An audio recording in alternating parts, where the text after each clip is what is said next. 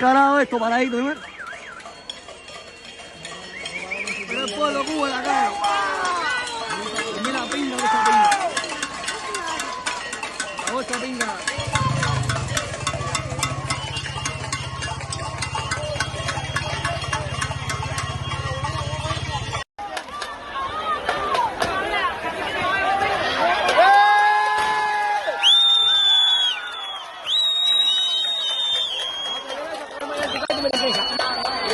Tira eso para la candela, la placa.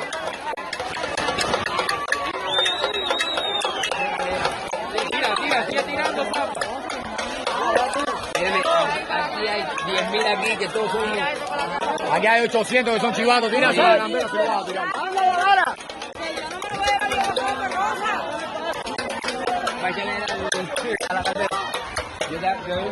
Candela para adentro, para adentro. Pipo. ¿Dónde está Pipo? Maida de nuevo. ¿Qué dice Maida?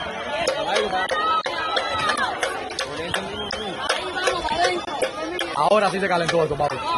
Ahora sí. Ya puso la corriente, pero ya la gente ya lo entiende. Ya se calentó el pueblo, papi. Ya el pueblo se calentó. Mucho la uso.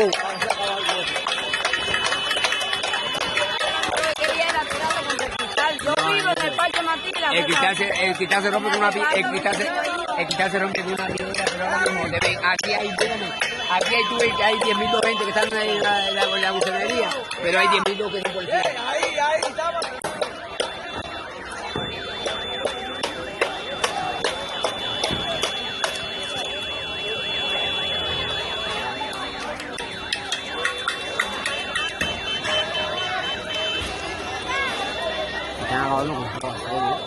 Está bien hecho.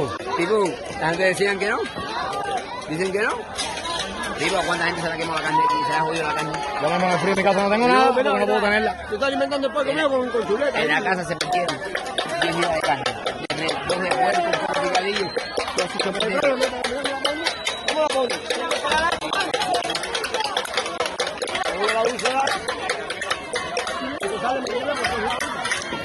No, si solo mandar yo a María J. Pentón ahora mismo. Mamá que llega a la casa. Ahora tumba el internet. Ya.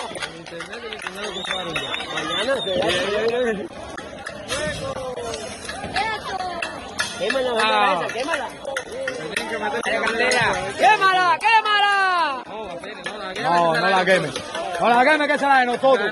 Lo que es la libertad de nosotros, esa. ¡Siga para abajo!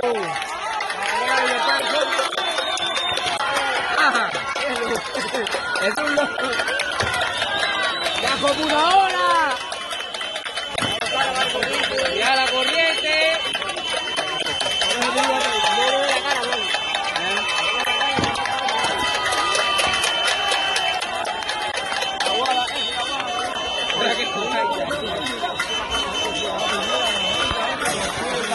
Todos los documentos, computadora, todo.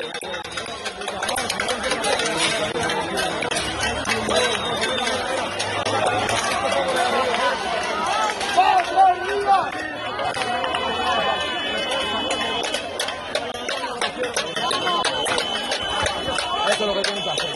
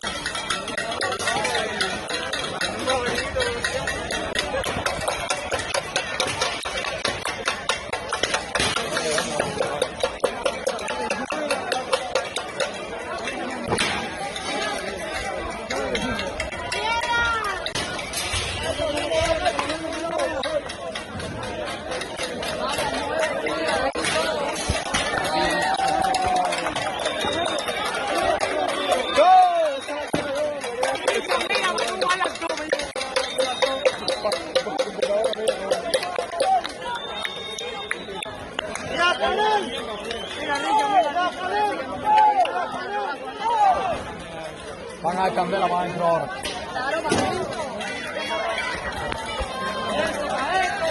¡Para adentro, para adentro! ¡Con la Ventana para adentro, quemen los dos. ¡Candela!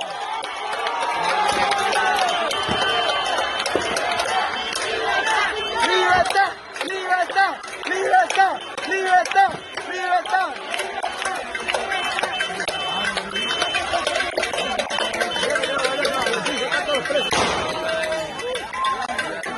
Le dieron. Mira, le dieron a uno, mira, después dicen que no tiran. Le dieron un tiro a uno. Le dieron un tiro, mira, después dicen que no tiran. Con una pata.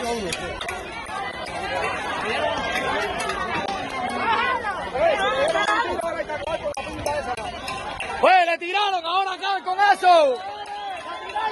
Le dieron un tiro.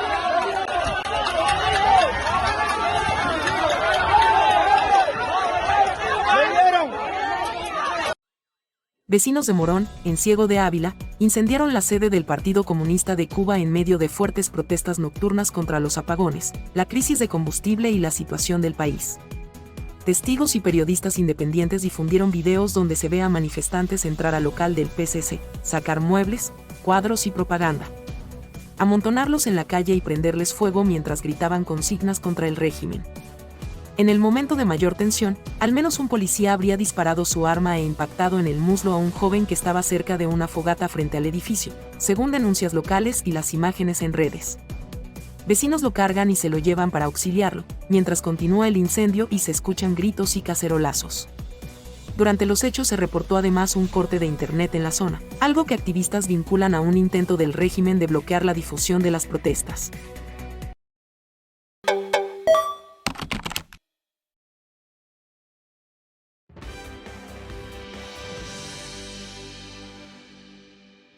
Esto es América Noticias bajo la dirección general de Carlos Vasallo. Estos son los titulares que marcan la jornada informativa de hoy. La presión de Washington comienza a mover piezas en La Habana. Díaz-Canel confirma contactos con Estados Unidos impulsados por Raúl Castro. Mientras tanto, el régimen anuncia la liberación de 51 presos en medio de crecientes críticas internacionales. Gesto político o maniobra bajo presión. El escenario de la guerra se intensifica. Israel lanza más de 200 bombardeos contra objetivos militares en Irán y el conflicto entra en una fase cada vez más devastadora. Y en Jayalía capturan al presunto asesino de un cubano recién llegado a Estados Unidos. ¿Por qué lo hizo? Tenemos los detalles. Además, Miguel Cosío, de La Resistencia, trae información de primera mano sobre los diálogos del régimen de La Habana con el gobierno de los Estados Unidos. Comenzamos. La presión de Washington parece estar provocando movimientos dentro del régimen cubano. Miguel Díaz-Canel confirmó que La Habana ha mantenido conversaciones con representantes del gobierno de Estados Unidos para abordar las tensiones entre ambos países. El reconocimiento llega después de meses de especulaciones y reportes de prensa que señalaban contactos discretos entre Washington y figuras clave del poder en la isla. Durante semanas, el régimen había negado que existieran negociaciones formales. Sin embargo, ahora se reconoce que los contactos se han producido bajo la supervisión directa del histórico líder del sistema cubano, Raúl Castro. Funcionarios cubanos han sostenido recientemente conversaciones con representantes del gobierno de los Estados Unidos. Estas conversaciones han estado orientadas a buscar soluciones por la vía del diálogo a las diferencias bilaterales que tenemos entre las dos naciones. Hay factores internacionales que han facilitado estos intercambios. El propósito de estas conversaciones es, en primer lugar, identificar cuáles son los problemas bilaterales que necesitan una solución a partir de la gravedad que tienen, de la incidencia que tienen. Y por otra parte, encontrar soluciones para estos problemas que se han identificado. Por otra parte, determinar la disposición de ambas partes de concretar acciones en beneficio de los pueblos de ambos países y además de eso identificar áreas de cooperación para enfrentar las amenazas y garantizar la seguridad y la paz de ambas naciones y también en la región donde desarrollamos nuestra vida, que es la región de América Latina y el Caribe. Hay que recordar que no ha sido ni es práctica del liderazgo de la Revolución Cubana responder a las campañas especulativas sobre este tipo de temas. Las conversaciones se producen en un momento de máxima presión económica y política sobre La Habana, mientras la crisis energética, la escasez y el descontento social continúan creciendo dentro del país. Reportes previos de medios estadounidenses también apuntan a contactos indirectos entre el secretario de Estado Marco Rubio y Raúl Guillermo Rodríguez Castro, miembro del círculo más cercano a la familia Castro. Ahora la gran incógnita es hasta dónde llegarán estos contactos y si el régimen cubano está realmente dispuesto a negociar cambios mientras la presión internacional sigue aumentando. Seguiremos informando. Soy Camilo Lavastilla para América Noticias. La guerra entre Estados Unidos, Israel e Irán entra en una fase cada vez más devastadora. En las últimas 24 horas, la Fuerza Aérea de Israel lanzó más de 200 bombardeos contra objetivos militares en el oeste y el centro de Irán, golpeando lanzadores de misiles balísticos, sistemas de defensa aérea y fábricas de armas del régimen. Los ataques forman parte de una ofensiva mucho más amplia que ya suma cifras históricas. Desde el inicio de la guerra, el 28 de febrero, Israel asegura haber realizado 7.600 bombardeos dentro de Irán, muchos de ellos contra cuarteles generales del régimen y contra su programa de misiles. Pero la ofensiva no se limita a Irán. En Líbano, donde Israel combate al grupo armado Hezbollah, aliado de Teherán, el ejército israelí ha ejecutado más de 1.100 ataques aéreos, incluidos bombardeos contra la unidad de élite Fuerza Radwan, considerada una de las principales amenazas contra Israel. Mientras tanto, Irán continúa respondiendo con ataques de misiles. Durante la madrugada, una nueva ola de proyectiles fue detectada por los sistemas de defensa israelíes y también por radares en Arabia Saudita, Emiratos Árabes Unidos y Bahrein, lo que confirma que el conflicto ya tiene impacto en gran parte del Golfo. Uno de los ataques impactó cerca de la ciudad de Sarsir, en Israel, dejando al menos 58 personas heridas, según los servicios de emergencia. En medio de esta escalada, el presidente Donald Trump envió un mensaje contundente. El mandatario aseguró que las fuerzas estadounidenses cuentan con potencia de fuego sin igual, munición ilimitada y tiempo de sobra para continuar golpeando al régimen iraní. Trump también adelantó que la próxima semana se intensificarán aún más los ataques contra objetivos estratégicos de Teherán. Desde el Pentágono, el secretario de Defensa Pete Hegseth afirmó que la ofensiva ya ha golpeado más de 15.000 objetivos vinculados al régimen iraní.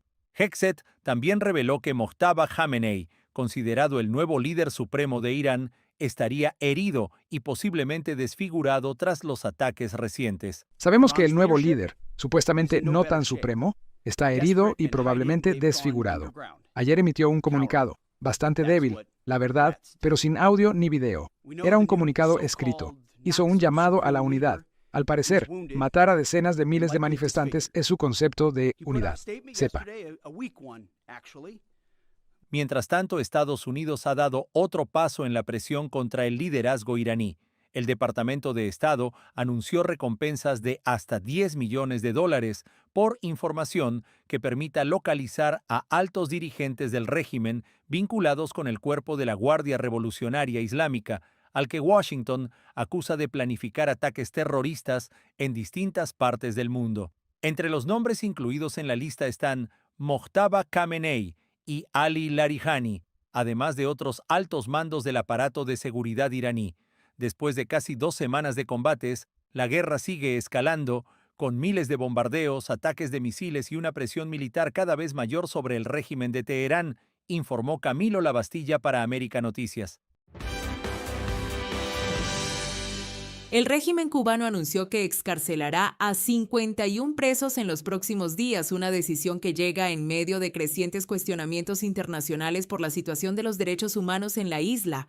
El anuncio fue realizado por el Ministerio de Relaciones Exteriores, que aseguró que la medida responde al espíritu de buena voluntad y a las relaciones del gobierno cubano con el Vaticano, además de coincidir con la cercanía de las celebraciones de Semana Santa. Según la versión oficial, las personas beneficiadas han cumplido parte de sus condenas y han mantenido buena conducta, lo que les permitiría acceder a beneficios penitenciarios para salir antes de completar su sentencia. En el espíritu de buena voluntad, de estrechas y fluidas relaciones entre el Estado cubano y el Vaticano, con el cual se ha mantenido históricamente una comunicación sobre los procesos de revisión y excarcelación de personas privadas de libertad, el gobierno de Cuba ha decidido liberar en los próximos días a 51 personas sancionadas a privación de libertad.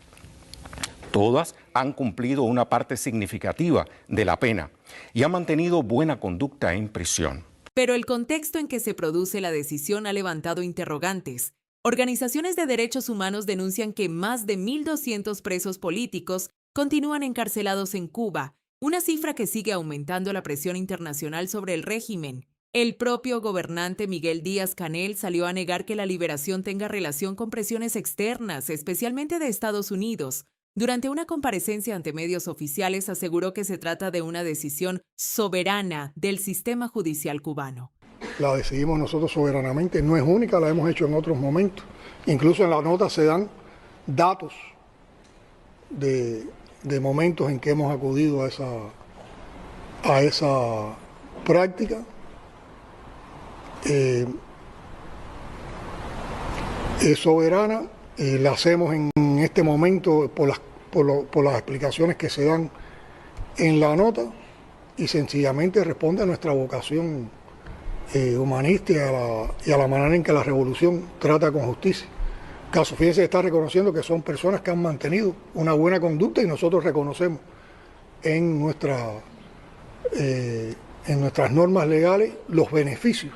Sin embargo, el momento del anuncio ha llamado la atención. La liberación de los 51 presos fue anunciada un día antes de que Díaz-Canel confirmara públicamente que existen diálogos con Estados Unidos. Para muchos analistas, más claro no puede ser. La situación interna de la isla y la presión internacional, particularmente desde Washington, comienzan a sentirse en decisiones que hasta ahora el régimen evitaba tomar.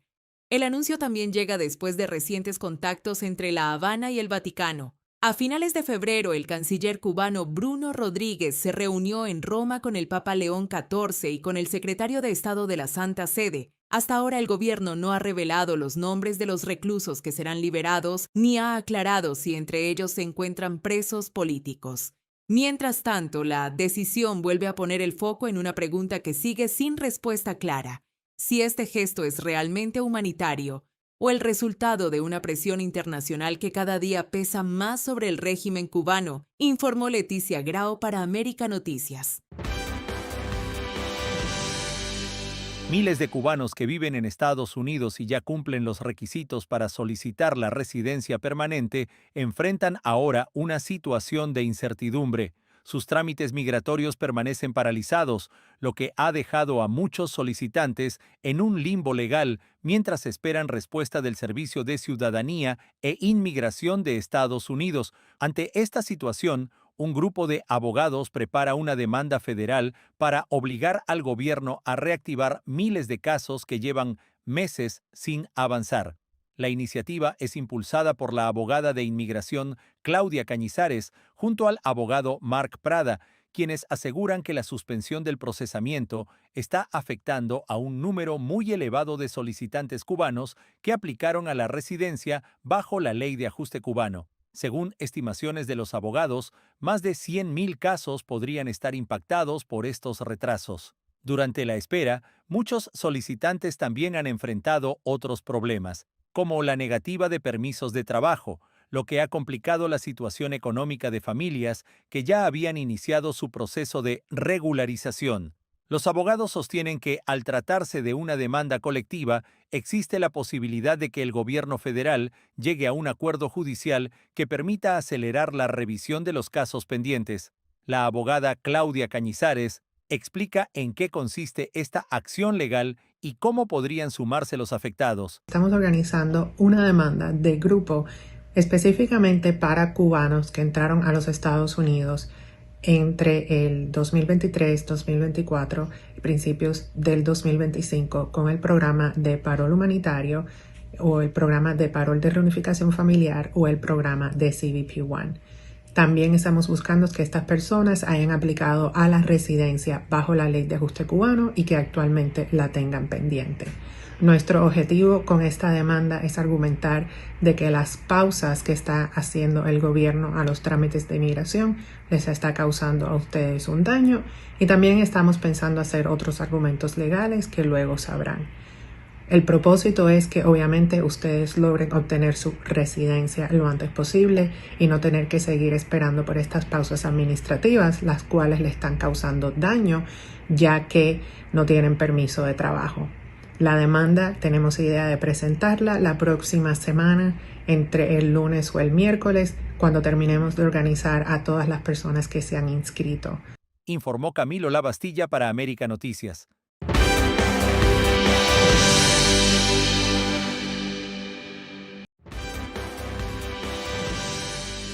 La policía de Hialeah capturó al presunto asesino del cubano Dick Cutín Estrada, el hombre que fue baleado a plena luz del amanecer cuando salía rumbo a su trabajo, en un crimen que ha estremecido a la comunidad. El sospechoso fue identificado como Dairon Rosas Delgado, de 37 años, quien fue arrestado pocas horas después del ataque mientras conducía en otra zona de la ciudad.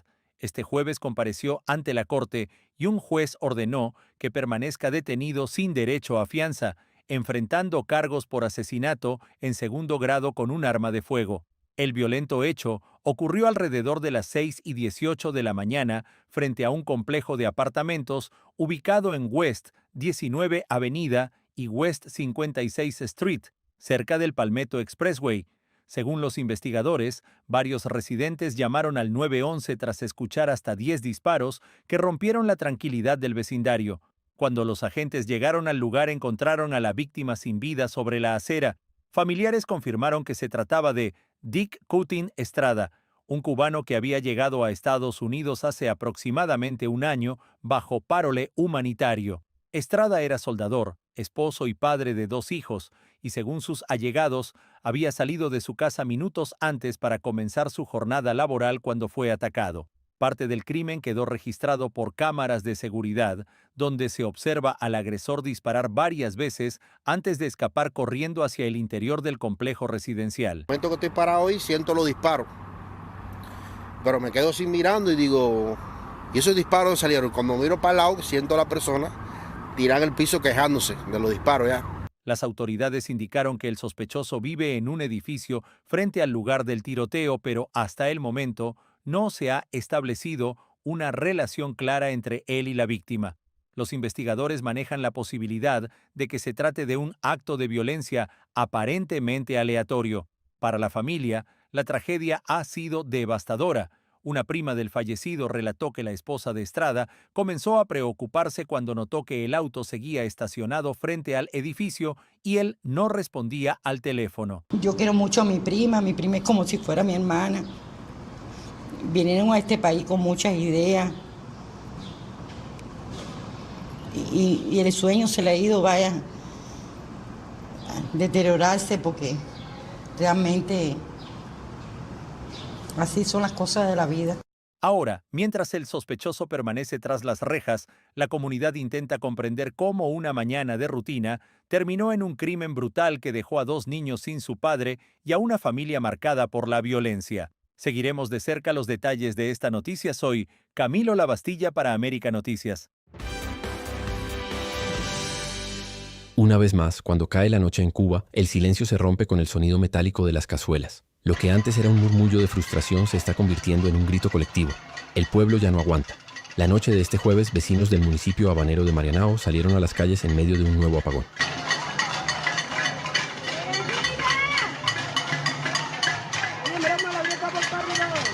En zonas como El Lido, residentes encendieron fogatas con contenedores plásticos de basura mientras golpeaban calderos para expresar su furia. Las imágenes difundidas en redes sociales muestran humo elevándose sobre el barrio y decenas de personas permaneciendo en la vía pública, desafiando la oscuridad y también al régimen. Pero Marianao no fue el único punto de tensión. Durante la misma noche se reportaron cacerolazos y protestas en varios puntos de La Habana, incluido El Cerro, donde vecinos también salieron a manifestarse tras horas sin electricidad. Y la lista de barrios inconformes sigue creciendo. En los últimos días, escenas similares se han repetido en Lawton, Mantilla, El Cotorro y Nuevo Vedado, este último a pocas cuadras del Palacio de la Revolución, el centro del poder político en la isla. En Matanzas, el malestar también se sintió con fuerza. En barrios como El Naranjal, los vecinos golpearon cazuelas en plena calle en señal de protesta. Se trata de una zona donde viven numerosos profesionales vinculados a instituciones estatales. Un detalle que para muchos analistas refleja que el descontento ya no se limita a sectores marginados, sino que se está extendiendo a capas más amplias de la sociedad. Las protestas se producen en medio de la grave crisis energética que golpea a Cuba, con apagones que en algunas zonas superan muchas horas al día y paralizan la vida cotidiana de millones de personas. Sin electricidad, con escasez de alimentos, transporte colapsado y servicios básicos deteriorados, la paciencia de la población parece agotarse. Durante la última semana, las manifestaciones nocturnas han aparecido en municipios como 10 de Octubre, Guanabacoa, Plaza de la Revolución y La Habana Vieja. Una señal de que el malestar social está cruzando barrios, generaciones y sectores. Mientras tanto, el gobierno sigue sin ofrecer soluciones concretas a una crisis que no deja de profundizarse. Las autoridades insisten en promesas y explicaciones técnicas, pero en las calles el mensaje es otro. Cada noche más cazuelas suenan, cada noche más calles se llenan, y en una isla a oscuras, las fogatas y los cacerolazos se están convirtiendo en el nuevo lenguaje del descontento. Informó Alejandro Montes de Oca para América Noticias. Para que estés mejor informado, te dejamos con nuestras noticias en un minuto. Minint decomisa millones en operativos contra redes de remesas y cambio de divisas. El Minint aseguró que investiga más de 300 casos vinculados al mercado ilegal de divisas y remesas, y que en recientes operativos se han decomisado millones en efectivo, vehículos y otros bienes. En uno de los casos más grandes, en 2 viviendas de Luyano, La Habana, ocuparon $183.278, 15.560 euros, 1.500.900 pesos cubanos, 2 autos Kia Picanto nuevos, 5 cajas fuertes, máquinas de contar dinero y varias tarjetas bancarias. Otro expediente menciona cuentas con movimientos superiores a 36 millones de pesos en créditos y 35 millones en débitos, que el régimen vincula a redes que canalizan remesas y alimentan el mercado informal de divisas. El Cangrejo, nieto de Raúl Castro, reaparece en reunión clave sobre negociaciones con Estados Unidos. Raúl Guillermo Rodríguez Castro, el Cangrejo, nieto de Raúl Castro y coronel del ejército, apareció sentado en primera fila en una reunión televisada donde Díaz-Canel informó al Buró Político y al Consejo de Ministros sobre el estado de las relaciones con Estados Unidos. Su presencia en un encuentro centrado en los contactos con Washington refuerza las versiones de que es pieza clave en las conversaciones discretas con el entorno de Donald Trump y Marco Rubio sobre el futuro político y económico de la isla. Medios internacionales ya habían revelado que los interlocutores de Estados Unidos no son solo funcionarios formales del gobierno, sino figuras del círculo íntimo de Raúl Castro, con el Cangrejo a la cabeza. Díaz-Canel afirmó que el gobierno cubano espera una posible visita de una delegación del FBI para participar en la investigación del incidente de la lancha rápida procedente de Estados Unidos, en el que murieron 5 personas frente a las costas de Villa Clara.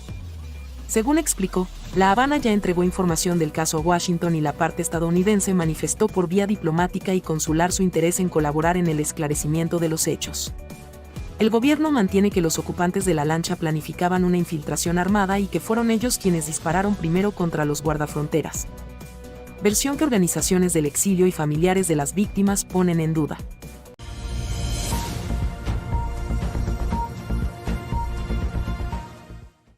Vamos aquí porque hay anunciar. Dicen que van a tratar de anunciar que hacen como un llamado a los cubanos exiliados y le dan facilidades para invertir en Cuba, etcétera. Vamos a ver qué es lo que dicen. Pero lo cierto es que hubo algunas ausencias de cosas importantes que Díaz-Canel debió haber dicho. Por cierto, lo noté muy demacrado. Y algunos de los personajes ahí. Nuestra querida amiga Joanny Sánchez, directora del medio digital 14 y medio en La Habana, rauda y veloz después de la comparecencia de Miguel Díaz-Canel, hizo una pequeña crónica, pero sobre todo, más que la crónica, hizo un análisis de lo que ella vio. Y me gustaría compartirlo con ustedes porque es una síntesis muy puntual de lo que hubo, cuál fue el plato fuerte. Evidentemente que Díaz-Canel confirmó que había conversaciones entre Estados Unidos y Cuba, un secreto a voces, y me llama la atención porque hubo muchos personeros o voceros del régimen, como el vicecanciller Carlos Fernández de Cosío, el presidente de Prensa Latina, el tal Legañoa, repito, habían dicho que todo era parte de una campaña de manipulación, etcétera, que no existían tales cosas y que no había ningún miembro ni ningún familiar de alguna persona en alto nivel, en alto cargo del gobierno, que hubiera estado sosteniendo conversaciones con los Estados Unidos. De paso, ayer, antes de la comparecencia, el régimen castrista anunció de manera escueta que, en un guiño de ojo al Vaticano, ya ustedes saben que el gris Bruno Rodríguez Parrilla, a la sazón ministro de Relaciones Exteriores, el canciller cubano, yo le llamo el Guali, porque va por ahí dando vueltas por el mundo a ver qué consigue, pues estuvo en el Vaticano. Y entonces ayer, cuando se hace el anuncio de la comparecencia, raudos y veloces, el castrismo anunció que iba en los próximos días a liberar, dice, a 51 presos. No dice quiénes son, todavía no se ha revelado quiénes son. Tampoco habla de que ellos no reconocen que en Cuba haya presos políticos. Y, sobre todo, es un guiño al Vaticano.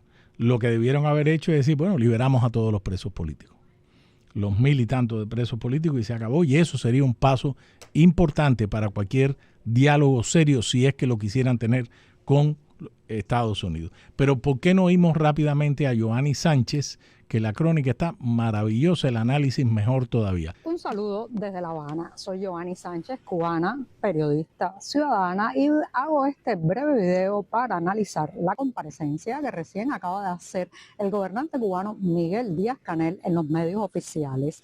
Más que leer lo que se dijo, trataré de analizar también las ausencias. Sin lugar a dudas, el plato fuerte de estas palabras fue, sin duda, confirmar que hay conversaciones entre las autoridades estadounidenses y las cubanas. Y digo confirmar y no anunciar porque era un secreto a voces. Un secreto a voces que ya hace semanas está recorriendo las redes sociales, los medios estadounidenses y también internacionales, que había negociaciones entre Washington y La Habana. De manera que Miguel Díaz-Canel solo ha confirmado lo que ya prácticamente se sabía.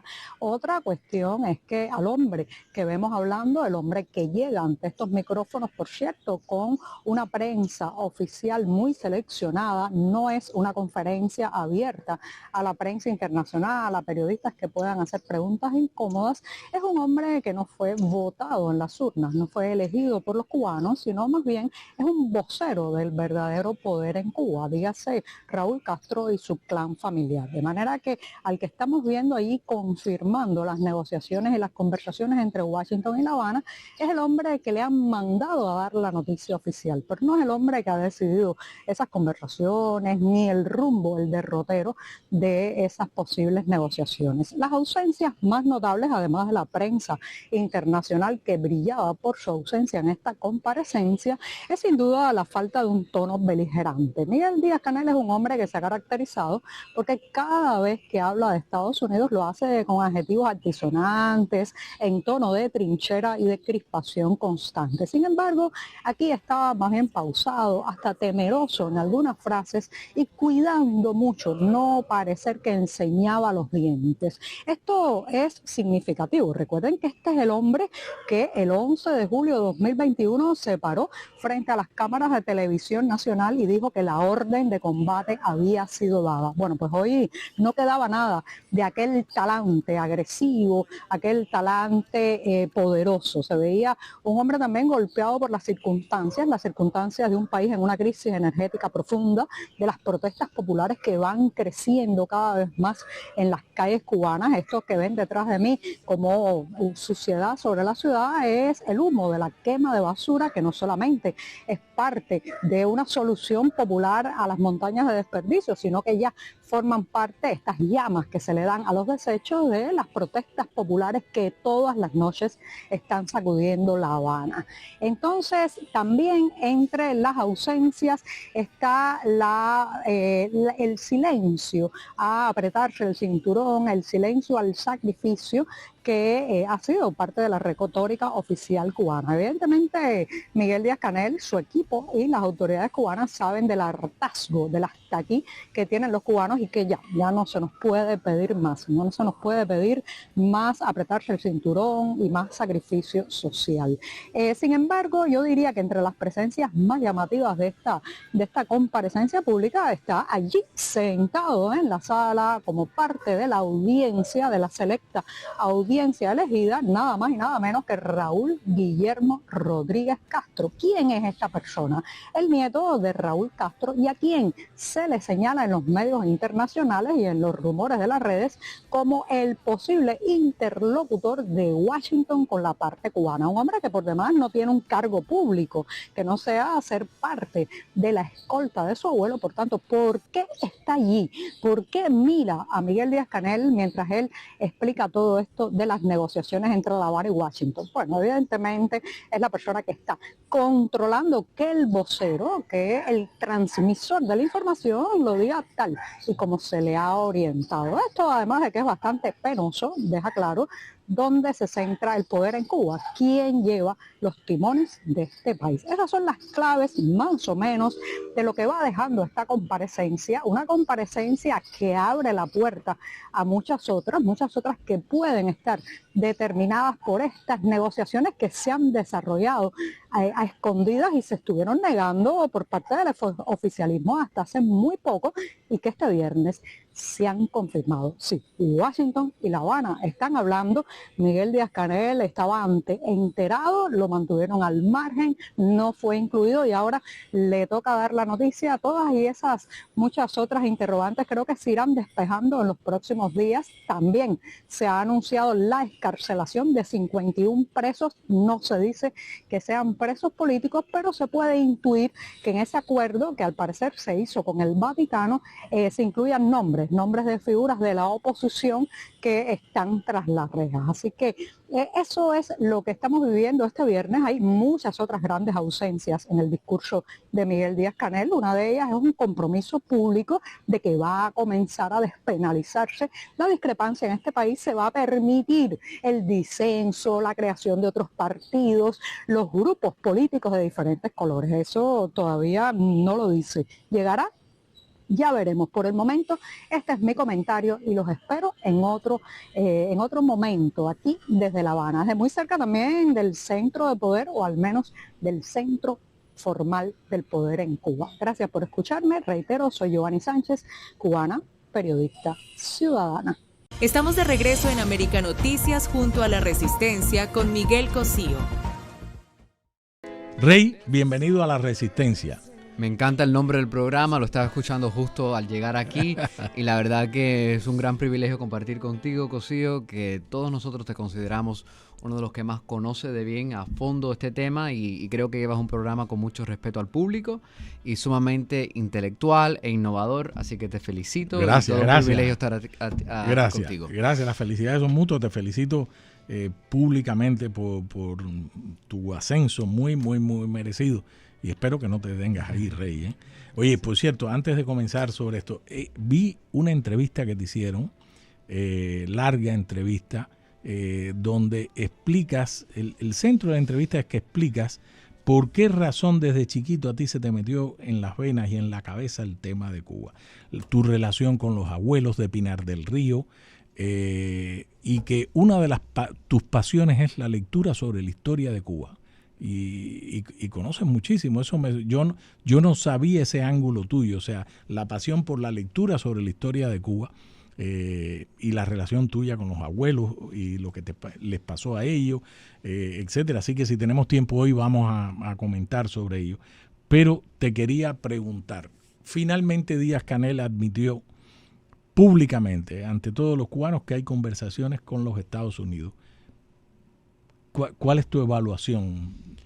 Sí, en inglés tenemos un lema que se llama The Emperor Wears No Clothes, ¿verdad? Que el emperador está desvestido. Ahí veías a un Díaz-Canel visiblemente incómodo, visiblemente nervioso, visiblemente acorralado más bien allí. Creo que lo que estaba recalcando Yoani Sánchez sumamente certero, y es que al tener ahí al nieto de Raúl Castro, al mal llamado Cangrejo, que para estimación de ellos, dentro de la alta cúpula de estas personas como Díaz-Canel, que han ido subiendo dentro del sistema, es una persona vulgar, es una persona con poca preparación comparado con ellos, es una persona que pues se conoce a través de los vídeos y tal, que le gusta lo que es el tomar bebida alcohólica, lo que es la fiesta, lo que es otro tipo de proyección a la que se acostumbran estos personeros del régimen. Así que para mí esa descripción que ella lo hace tan brillantemente,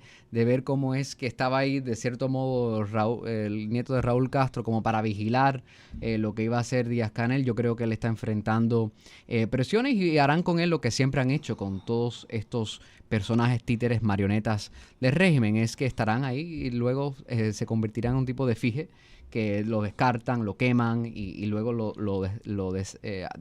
tiran hacia la basura con tal de reemplazarlo con otro y seguir este juego que hemos vivido por 67 años. Así que yo lo veía ahí visiblemente incómodo. No sé si a ti te... Sí, no, yo lo veía demacrado y efectivamente incómodo por las circunstancias. Y además me llamó, mira qué buen punto has traído, el tema de la presencia del Cangrejo como un vigilante de turno, como un escolta, que es lo que es. Del abuelo. Es una escolta, está escoltando allí, porque es verdad, él no detenta ningún cargo público, es decir, él no es un jefe del partido. Era humillante para ellos. Era humillante, ese es el punto. Es humillante porque... Primero, la presencia del Cangrejo, evidentemente de cara, ellos saben que eso va a ir a la prensa internacional, de cara a la prensa internacional dice, sí, este gallo es el que tenemos ahí. Es un mensaje poderoso. Exacto. Pero para Díaz-Canel y Marrero es humillante que un escolta impuesto además esté allí sentado. ¿Qué otra cosa viste en la comparecencia de Díaz-Canel? Yo también, para mí, más allá de lo que estaba hablando Yoani, que era de confirmar, ¿no?, cierto tipo de conversación, que no lo describo de esa forma. Para mí, de la forma que yo lo vi, Cosío, era que ellos estaban apostando por un diálogo. Era para mí, qué bueno. Era para mí que ellos estaban haciendo un llamado a un diálogo con a Estados Unidos. Exactamente, es lo que yo vi dentro de esa rueda de prensa. En caso para de mí que, el titular en fue caso de ese. que hubieran, están haciendo, they're appealing, están haciendo una petición a un diálogo entre líneas, ¿no?, con Estados Unidos. Claro, lo que es muy buen punto el que señala. El día anterior a la comparecencia, lo estábamos contando, Rey, ellos anuncian que, a complacer el Vaticano o Estados Unidos, en esa línea que dice, vamos a liberar a 51 presos.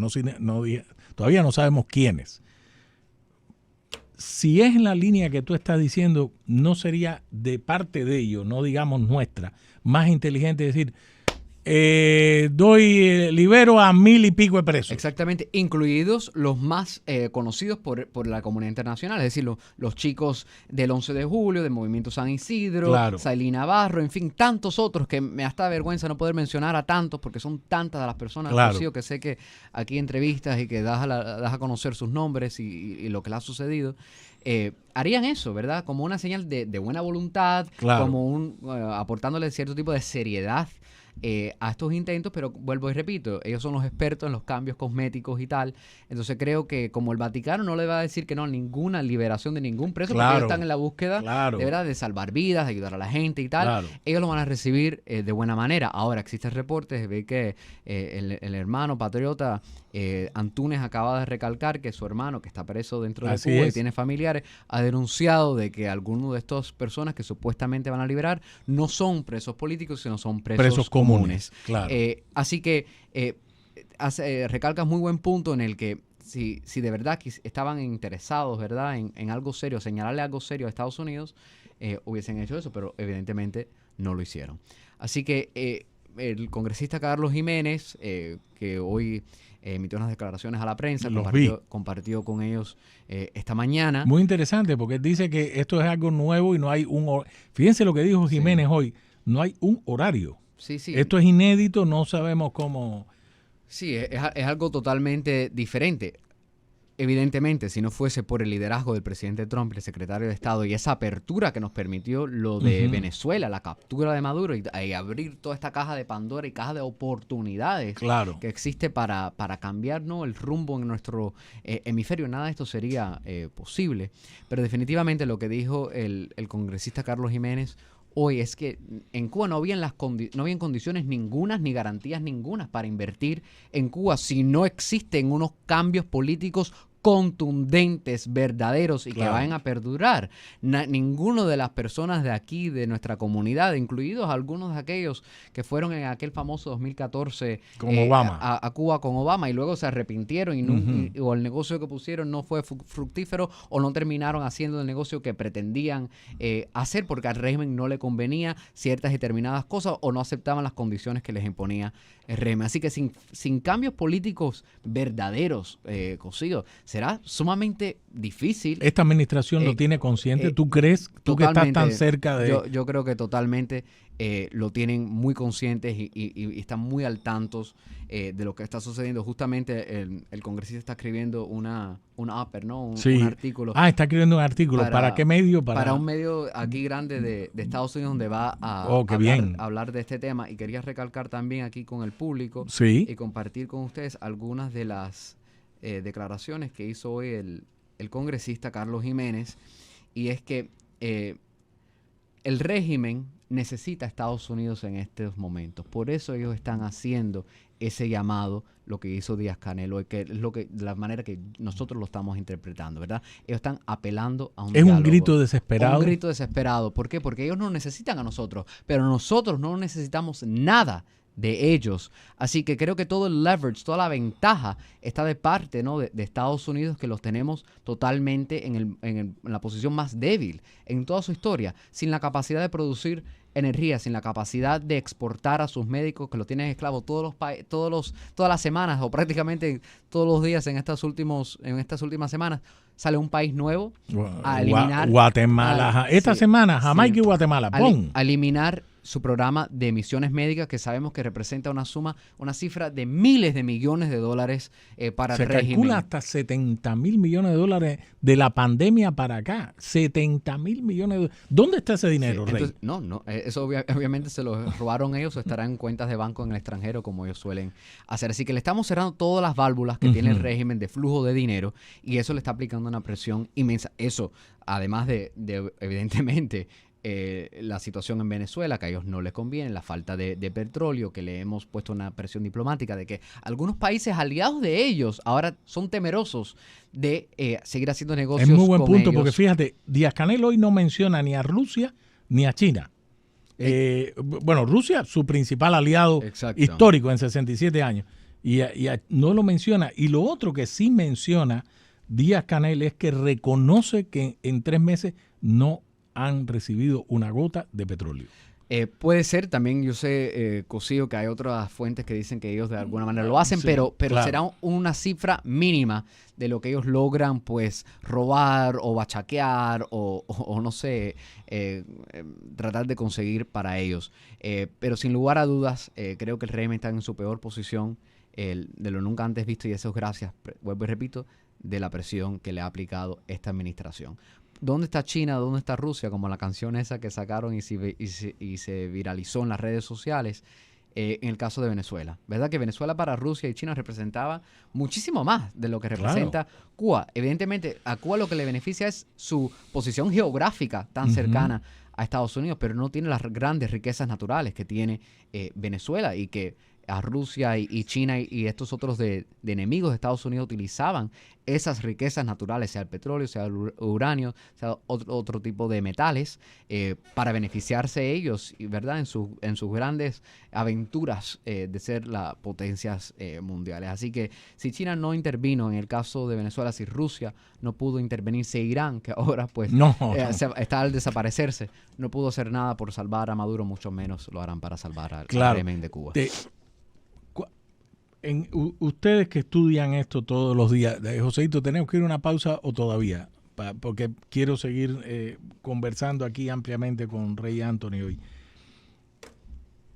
Si el camino de Estados Unidos, porque Trump es un tipo transaccional, su historia como hombre de negocio, y que ha tenido éxito en eso, él busca apelar a la fórmula del diálogo, de la negociación, hasta con Irán, señores. He leído recientemente la cantidad de reportes que él fue muy cauteloso hasta que tomó la decisión. Y hoy mismo el secretario de Guerra, Pete Hegseth, ha anunciado que el nuevo líder, el hijo de Jamenei, otro Jamenei, Mojtaba Jamenei, ha sido herido gravemente, su rostro desfigurado. Sí, totalmente. Dicen que está como un vegetal. Está como un vegetal. Entonces, aquello va a caer, evidentemente, y va a suceder. En este caso, ¿cuál, desde el punto de vista político, ustedes visualizan que sería el mejor escenario para que en el 2026 Cuba sea libre? Mira, Cosío, lo que hemos visto a través de este último año del presidente Trump en el poder es que, a diferencia de su primer mandato, él no puede reelegirse ni se va a presentar la reelección. Entonces, él se siente liberado para tomar acciones contundentes sin tener que incurrir un costo político muy alto, porque no puede seguir, ¿verdad?, por el sistema constitucional nuestro en el poder. Así que hemos visto un presidente Trump que está dispuesto a demostrar el poderío de Estados Unidos, no solamente aquí en nuestro hemisferio, pero alrededor del mundo. Cambiar Irán, de un país terrorista, el mayor exportador de terrorismo en el mundo, a un país, en el mejor de los casos, una democracia que sea amiga del occidente, pero en el peor caso, que sea por lo menos un estado neutralizado o sin la capacidad para amenazar verdaderamente a Estados Unidos y a nuestros aliados, es una gran victoria. Eso cambia totalmente el mapa geopolítico del mundo, Cosío. Así que, y cuando llegamos aquí a nuestro hemisferio, vuelvo y repito, en el mejor de los casos, una democracia que perdure en Venezuela, o en el peor, un régimen totalmente neutralizado y sin la capacidad de reprimir y de amenazar y de hacer todo lo que ellos hacen y de suplementar a Cuba y de oxigenar a Cuba, es una gran victoria. Y si ahora nos acercamos a Cuba, la dictadura más longeva de la historia de este hemisferio, lograr neutralizarla y abrirle paso para un tipo de transición dentro de la isla, pues creo que el presidente Donald Trump, su legado y la historia será muy favorable con su persona. Los tres congresistas en este momento, Carlos Jiménez, Mario Díaz Balart y María Elvira Salazar, los tres congresistas que yo recuerde, recuerdo el poder, la influencia que tuvo Ileana Ros-Lehtinen, Lincoln Díaz Balart. Sí. Señores, ayer se cumplieron, se cumplieron exactamente 30 años desde que el presidente Clinton, que por cierto tuvo su retraba, y tuvo que venir, creo que fue León Panetta, que en ese momento era el jefe de gabinete, y le dijo: presidente, usted tiene que firmar eso. Lincoln Díaz Balart jugó un papel esencial en la redacción de la ley Helm-Burton, que es la ley de solidaridad y de libertad y solidaridad para Cuba, hace 30 años. Lincoln tuvo un papel, Ileana tuvo un papel, Bob Menéndez tuvo un papel destacado. En este momento, no sé por qué razones de la historia, Carlos Jiménez, Mario Díaz Balart y María Elvira Salazar tienen un poder tremendo por los votos en la Cámara. Tenemos que ir a la pausa. Vamos a la pausa y regresamos. Señores, estamos hablando, qué buena tarde esta, con Ray Anthony. Ray Anthony hoy es el director de la oficina de Carlos Jiménez, aquí y en Washington. Es decir, que corta el bacalao. Vamos y venimos. Esto es América Noticias bajo la dirección general de Carlos Vasallo. Información confiable y al momento, de lunes a viernes a las 7 y a las 10 de la noche, aquí en América Noticias.